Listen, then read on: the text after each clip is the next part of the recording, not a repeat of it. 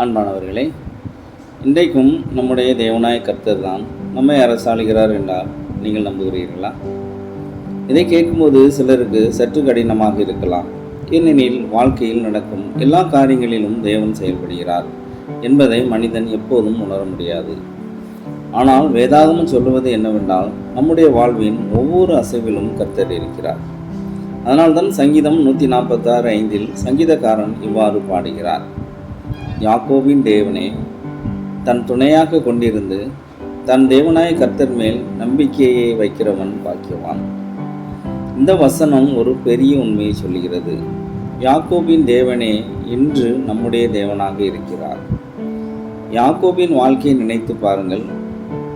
அவர் தன் சகோதரனால் பகைக்கப்பட்டார், தன் வீட்டை விட்டு ஓடினார், மாமனாரின் வீட்டில் ஏமாற்றங்களையும் உபத்திரங்களையும் சந்தித்தார்.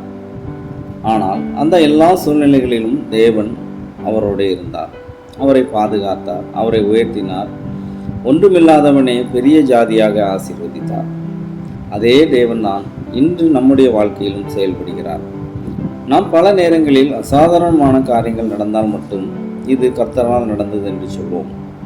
ஆனால் உண்மையில் நம்முடைய ஒவ்வொரு நாளிலும், ஒவ்வொரு பயணத்திலும், ஒவ்வொரு பாதுகாப்பிலும், ஒவ்வொரு சுவாசத்திலும் கூட தேவனுடைய கரம் இருக்கிறது.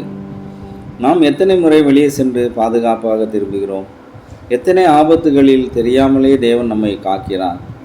அவர் வானத்தையும் பூமியையும் படைத்தவர், ஒடுக்கப்பட்டவர்களுக்கு நியாயம் செய்கிறவர், பசித்தவர்களை ஆதரிக்கிறவர், தம்மை நம்புகிறவர்களை கைவிடாதவர். அதனால்தான் சங்கீதக்காரன் கர்த்தர் மேல் நம்பிக்கை வைக்கிறவன் பாக்கியவான் என்று அறிவிக்கிறார். இன்று நீங்கள் கர்த்தர் மேல் நம்பிக்கை வைத்திருக்கிறீர்களா?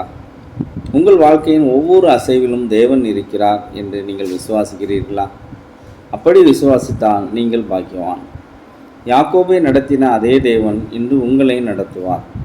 அவருக்கு அது முடியாத காரியம் இல்லை. ஆமென்.